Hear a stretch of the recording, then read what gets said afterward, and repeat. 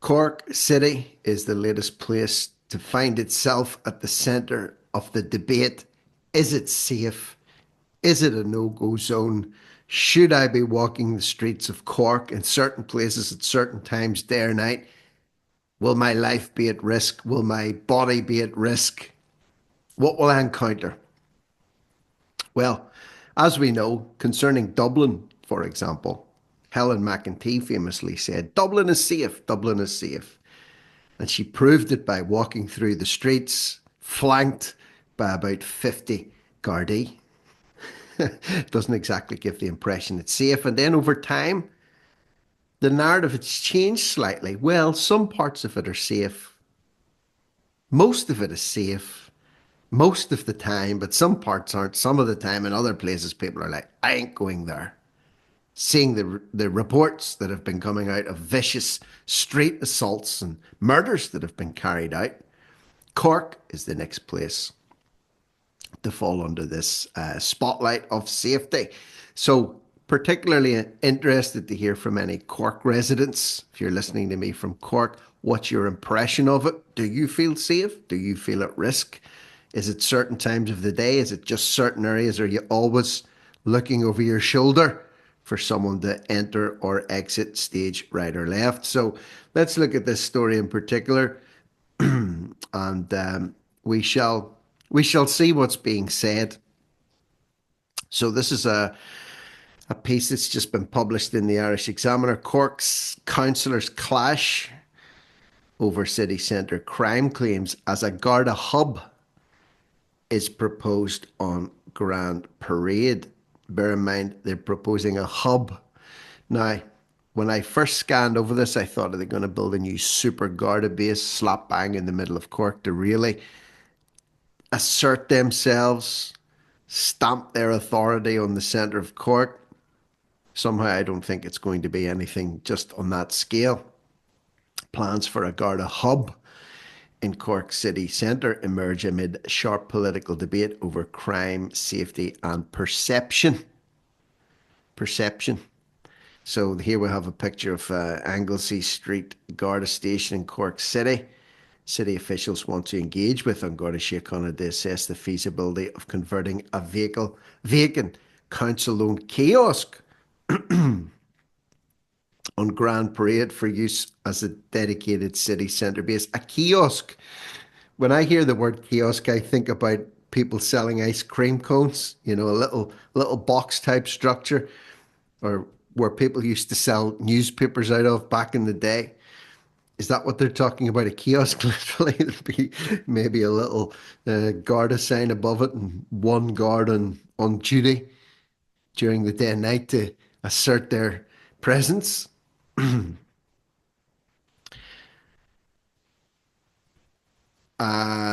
Councillors clashed over claims certain parts of the city have become dangerous no-go areas. Is that true?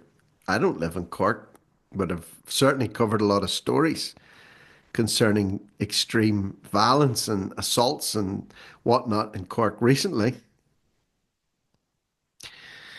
So the feasibility, officials plan to engage with An Garda Síochána to assess the feasibility of converting a kiosk.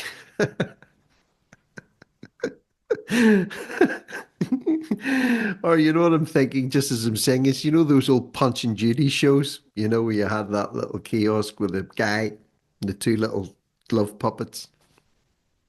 That's just what I'm seeing. Excuse my cough, by the way. Fine Gael councillor Damien Boylan, who suggested the idea, said a hub there would enhance the perception of safety. Punch and Judy show. The idea emerged as councillors debated a motion from Fianna Fáil councillor Sean Martin urging the council and other agencies to take back the city centre. Very dramatic language. She was accused of telling lies, of sensationalising the problem, and of damaging the city's reputation. You know, that's why I'm asking this question. You know, is he OTT in his language? Does the city need to be taken back? reclaimed. He said two of his four children have been victims of assault in the city in recent months. Well, that's quite a high percentage. Excuse me again, please. 50% of his children have been assaulted in recent months, and his daughter witnessed a savage assault outside a nightclub. He revealed his direct family experience after Solidarity councillor Brian McCarthy said the image of the city becoming more dangerous, being awash with drugs and violence is just not true. Take it back from who? He said. It's a fair question. Who? It hasn't been taken over by anyone. It's a no-go area. It's not a no-go area for the public or some lawless no man's land. I'm laughing at the language that's being used here. It is very hardcore. That's why I'm asking. I'm asking Cork residents, especially that are living here, no, listening to me here, not living in my house. What do you think? So, a dedicated city centre directorate has been established in City Hall, making a positive difference. His party colleague Colm Kelleher said there's no point tiptoeing around the issue. He said certain parts of the city are a no go area for people. And why is that? Why would it be a no go? Why would certain parts of Cork be a no go area? He said, my wife wouldn't dream of going into town at certain times in the evening. It's not just a policing issue, it's vacancy, dereliction, substance abuse, and traffic problems. So here we go, we're getting there now. Independent Ireland councillor Noel O'Flynn said three women told him at the weekend they're afraid to visit the city centre. Again, is that enough to go on?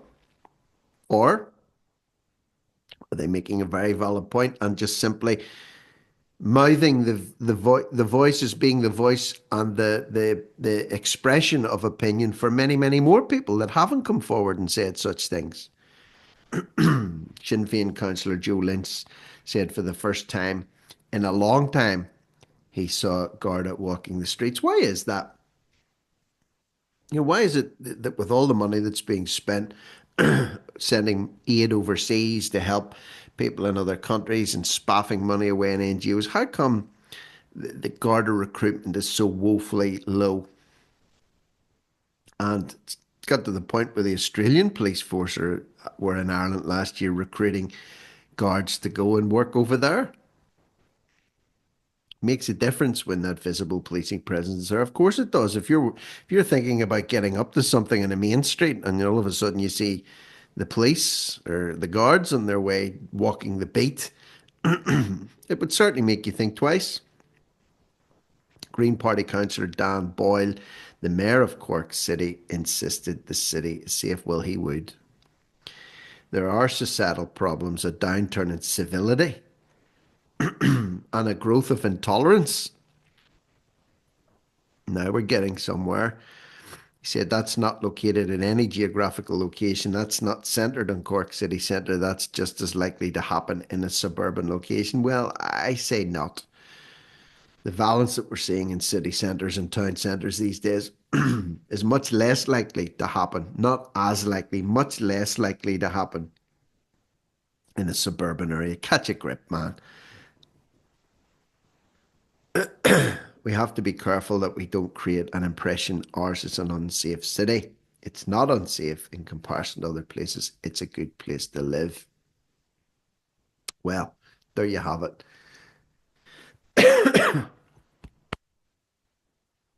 Sorry about this cough. Bear with me, please. So that's the question. Doesn't just have to be Cork. This is happening in more and more towns and city centres. People that are looking at their own place of residence and going, hang on a minute, we can't do the things we used to do here. We don't feel safe the way we used to feel because of antisocial behaviour, groups of certain people loitering and intimidating locals. doing antisocial things. So what's your opinion? Leave me your thoughts, comments below, whether you're a Cork resident, especially if you're a Cork resident, but even if you're not, tell me your experience of your town and city centre in the comments below. And for now, I'm Rick Munn, No Risk, No Reward Media, over and out.